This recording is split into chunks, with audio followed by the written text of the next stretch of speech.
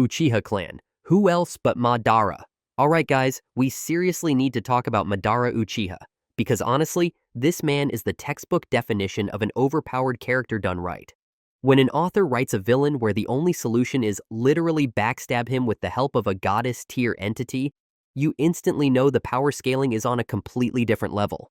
Madara isn't just the strongest Uchiha.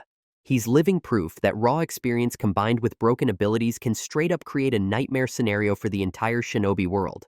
His Eternal Mangekyō Sharingan is the perfect example of how to actually use a dōjutsu properly. Like, while Sasuke with EMS is literally straining his body to keep Amaterasu going, bleeding out while forcing it. Madara is out here spamming Perfect Susanoo like it's a casual breathing exercise. The difference isn't just raw power. It's also chakra efficiency and stamina, which are insanely important factors that most people underestimate when analyzing combat capability. Madara could maintain multiple massive jutsu simultaneously without even showing fatigue, something even prime Sasuke absolutely struggled with. The Fourth Great Ninja War was basically Madara's personal highlight reel, and honestly, it's one of the most brutal power demonstrations in the entire series.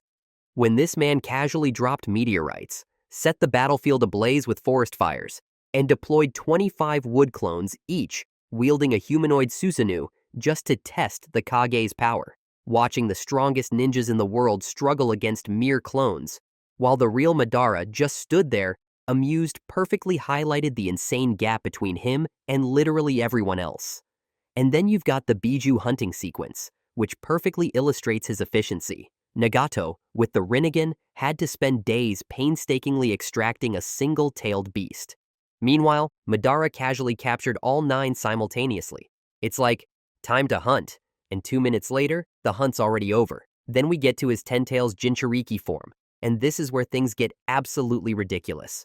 When Madara claimed, "I have the power of both me and Hashirama combined," that wasn't hyperbole. That was literally a mathematical calculation. With Sage Mode stacked on top of Ten Tails chakra, he shattered every single power scaling metric the series had built up. Truth-seeking orbs, the ability to fly, regeneration so insane that it made Hashirama's look modest. This was a combat package that simply had no counter-strategy. Final assessment. Black Zetsu betraying Madara wasn't lazy writing or plot convenience. It was a narrative necessity. Kishimoto had literally painted themselves into a corner with Madara's insane power level, to the point where a normal defeat was absolutely impossible. Madara represents the absolute peak of what Ninja World combat evolution could achieve. Don't ask why a character who mostly showed up at the final arc became one of the strongest and most popular villains in all of Shunin anime. Senju Clan. The Senju Clan is basically a family of certified monsters. Like, my family got 3 generations of Hokage-type flex. Everybody in that bloodline is just so strong, really strong, but the top dog, the one nobody can even think about debating, is Hashirama Senju. Before the kids started getting their overpowered handouts from the Sage of Six Paths, Hashirama was the strongest shinobi in the entire world. Dude was literally in a league of his own. Even after his death, nobody's really come close to his level. Hashirama is the only person in history who had wood release as a natural ability. Everybody else had to Frankenstein his DNA into themselves just to bootleg a fraction of it. And his chakra reserves are absolutely ridiculous. We're talking bigger than Naruto. Yes, Naruto, a dude who's part Uzumaki and packing half of Kurama. Back in the day, this man was casually slapping around tailed beasts like they were stray dogs. Then he straight up gifted them to other villages like they were party favors. And when Madara showed up with the full 9 tails, Hashirama still handled business. His auto-healing made Tsunade's 100 healings technique look like a band-aid. Sage Mode? Hashirama just entered it on command, like it was breathing.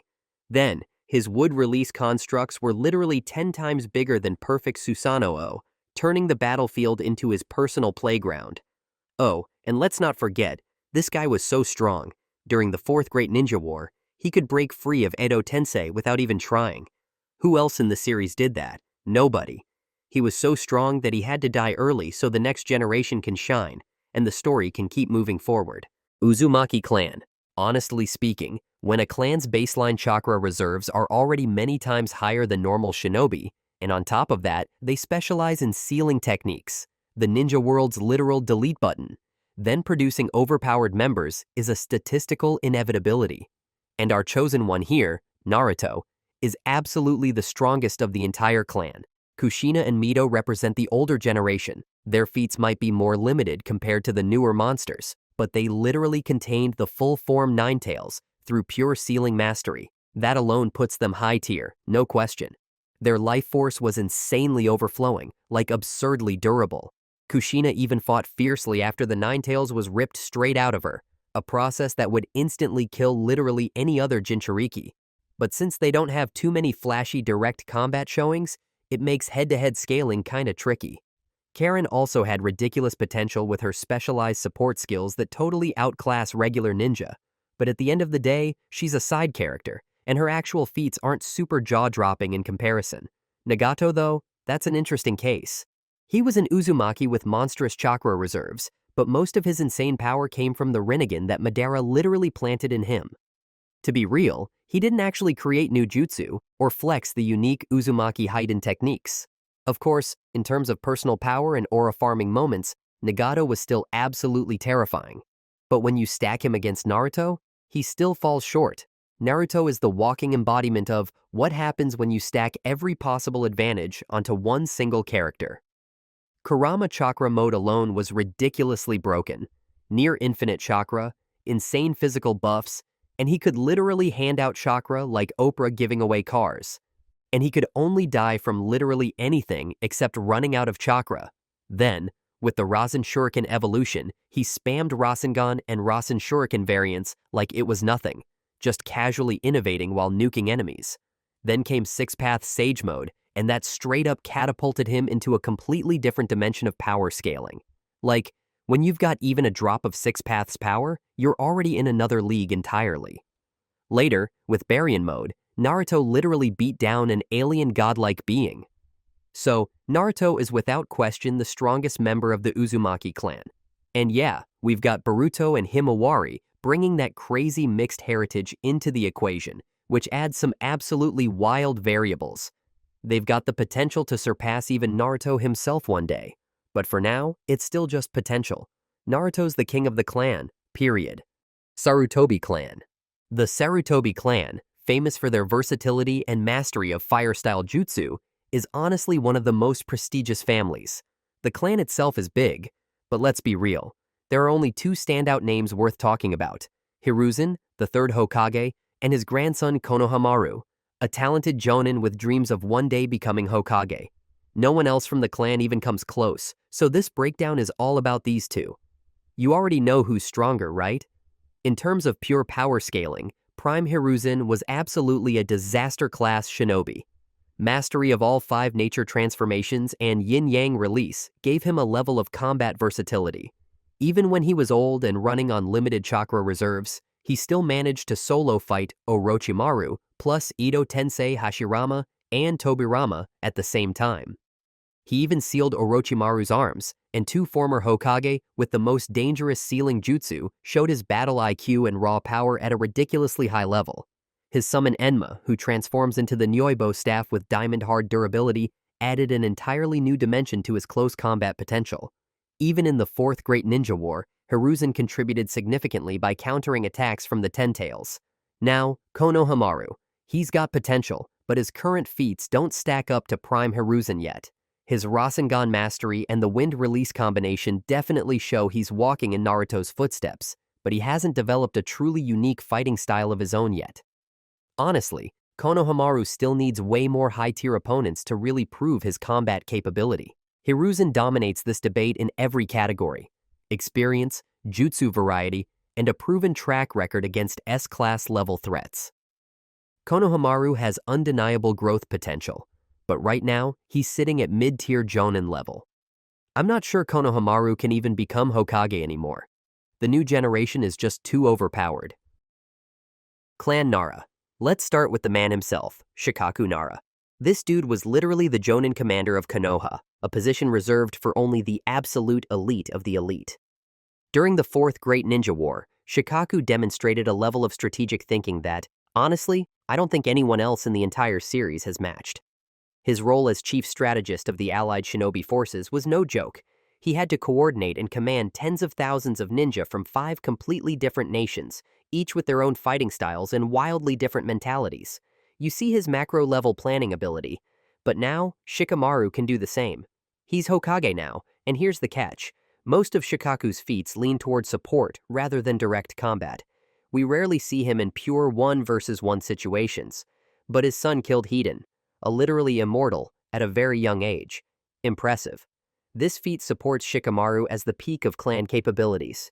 Now, he literally transcends the limitations of previous generations, setting a whole new paradigm for what a Nara can achieve. Hyuga Clan. The Hyuga Clan honestly has some heavy hitters. Hizashi, Hayashi, Neji, and of course, Hinata. But when it comes to pure combat ability, Neji is absolutely the undisputed peak of that bloodline's potential. This dude literally self-taught himself the 8 trigrams 64 palms and the revolving heaven without formal main family training. Keep in mind, the main family guards those techniques like state secrets, but Neji reverse-engineered them just by watching and flexing his natural genius. In the anime, he's the only one in the clan who performed the 8 trigrams 128 palms, and he's a true genius, recognized by everyone. Hizashi and Hayashi, their feats aren't that impressive, even though they're considered strong and about equal in power. Then there's Hinata. Hinata honestly represents many things wrong with the Hyuga main family training system. She had the best resources, direct instruction from Hiyashi, yet her growth curve was drastically slower than Neji's explosive rise. She's less impressive than Hanabi now and didn't continue her ninja path. Final verdict, Neji dominates. Aburame Clan, the Bug Masters and easily one of the most mysterious groups in Naruto. And yeah, we've actually got 2 heavy hitters, Shino and Tsurune. Tsurune actually has the most hacks ability in the entire clan thanks to his Rinkaichu nanobugs. We're talking about molecular level poison that can literally one-shot anyone just by touching their skin. And during the war arc, when he was brought back with Ito Tensei, he showcased some absolutely insane wide area destruction with the jar of poison technique, spreading enough toxins to cover battlefield-sized areas. But here's the catch. Rinkaichu have a critical weakness. They can only survive outside the host for a limited amount of time. That literally forces Tsurune into close combat scenarios, making him totally predictable in drawn-out battles. Shino is stronger than Tsurune in overall power scaling. Why? Simple. During the 4th Great Ninja War, Shino defeated Edo Tsurune. That's it. Inuzuka Clan. The ninjas from this family are literally built for tracking and raw offense. They're super reckless too, so honestly, they can't really be called all-rounders. Most of them usually cap out around Tokubetsu Jonin, but there was one dude who actually hit Jonin, Gaku. This guy was Minato's contemporary and even crossed paths with the legendary AB combo. Sounds crazy impressive, right? In reality, he was just playing the support role. He never solo carried a fight. So, not that guy. Now Kiba? Totally different story. Officially, there isn't even a canon statement that confirms he made it past Chunin. And people love to argue, but Jonin rank means stronger. No bros. By the end of the series, his abilities scaled exponentially beyond anything Gaku had in his so-called prime. Kiba mastered advanced transformations. His synchronization with Akamaru hit literal peak form, and he stacked up actual combat achievements against high-tier opponents. Fast forward to Boruto era. Kiba is the captain of the Konoha military police force. A Chunin could never realistically hold that kind of position. So, the strongest Inuzuka is Kiba. Hozuki Clan, the most dangerous waterbenders of the Hidden Mist. And this right here, it's a battle royale between 3 generations, Gengetsu versus Mangetsu versus Suigetsu. Let's start with Suigetsu. His feat of tanking an attack from the 8 tails instantly puts him at Biju tier durability when he uses hydrification properly. His water gun technique is a high-pressure projectile with cutting capability at building-piercing speeds. That's wild. But his lack of experience and incomplete mastery keep his ceiling capped. Now, Mangetsu was hyped up as the only shinobi to ever master all 7 swords of the mist simultaneously. Do you understand how insane that is? Each of those swords has its own unique ability and fighting style. Mastering one is already impressive, but all 7 screams god-tier combat IQ. The point is, there are almost no concrete feats of him in actual combat. So, the reputation is godlike, but reputation doesn't equal a verified power level. Gengetsu absolutely bodies this entire competition. He was a legendary Kage. His steaming danger tyranny is basically battlefield reshaping with multiple explosion stages. And his oil style was specifically designed to hard counter sand-based techniques, which proves his ability to adapt tactically mid-fight. And don't forget his war arc performance. Even while Edo Tensei nerfed, Gengetsu was simultaneously pressuring both Gaara and Onoki, who were current Kage-level opponents. That's a 1 versus 2 at the absolute top. In terms of raw feats and scaling, Gengetsu is far above Mangetsu, and Mangetsu is above Suigetsu in his current state. Clan Yamanaka, the most dangerous mind hackers running around the leaf. And this right here is the ultimate generational showdown. Inoichi versus Ino. You know what? I pick Inoichi as the strongest Yamanaka. Now, Ino literally saved the entire Shinobi Alliance when she dropped Mind-Body Switch on Obito and actually redirected his tailed beast bomb. That is straight up absurd when you think about the scale. And her war arc feat of linking the entire allied Shinobi forces telepathically is continental range communication. Like, Ino basically became the living Wi-Fi router of the whole war. This is an absolutely insane support capability, and it low-key puts her on a level that most people don't give her nearly enough credit for. Her mind clone switch technique proves she leveled up hard, overcoming the old single-target possession weakness. Being able to multi-target control instantly puts her in a whole different tier. And let's not sleep on her post-war feats either. Maintaining a 100-kilometer telepathic range proves exponential growth potential. That's straight-up ridiculous scaling. But, and here's the spicy part, Ino still lacks direct combat applications. Her entire toolkit is almost purely support-based, which leaves her vulnerable in solo matchups. Meanwhile, Inoichi's mind-body disturbance technique is crowd control, forcing enemy troops to literally slaughter each other. During the Konoha Crush, he showcased tactical battlefield manipulation at its absolute finest. Another solid flex of his skills came when he served as an interrogator for Konoha's torture and interrogation force during Pain's attack on the village. He effortlessly dove into the mind of one of Pain's diehard Omega-Cure followers and, with the help of a special device, rapidly scanned through a full day's worth of the guy's memories in just seconds. And get this, Pain had heavily rigged the guy's mind with mental traps and barriers. Add in his sensory prowess plus legit water release support, and you've got multi-dimensional versatility that Ino just cannot match yet. He even maintained a 20-second full alliance telepathic connection while still keeping up in battle, proves superior chakra control and badass mental fortitude. Yes, Ino's got greater long-term range potential, but she lacks combat integration. Her abilities are still utility-focused, while Inoichi is more complete. Clan Akimichi. Okay, the big boys of Konoha. Next up, we've got the Akimichi clan, and I'm giving this one to Choji. During the war arc, Choji honestly looked pretty comparable to his dad, Choza, when they were both throwing down against the Gedo Mazo. If you watch them fight, they basically felt like the same dude tag-teaming that giant statue. The big thing that sets Choji apart, though, is his access to the Akimichi pills. Those let him drastically boost his strength. But here's the real flex. By the time the war rolled around, he didn't even need the pills anymore. He had fully built up all that raw power inside himself, which is seriously impressive. So if we're being real, I think it's fair to say that by the end of the war, Choji had surpassed Choza. Not because we saw tons of new feats from Choji throughout, but just based on how he handled himself during the Gedo Mazo fight. He came off as noticeably more impressive than his dad, at least if we're picking one over the other. Plus, Choji also went toe-to-toe with Asuma during the war, and that's no small deal. Asuma was legit powerful, and going up against him wasn't some walk in the park.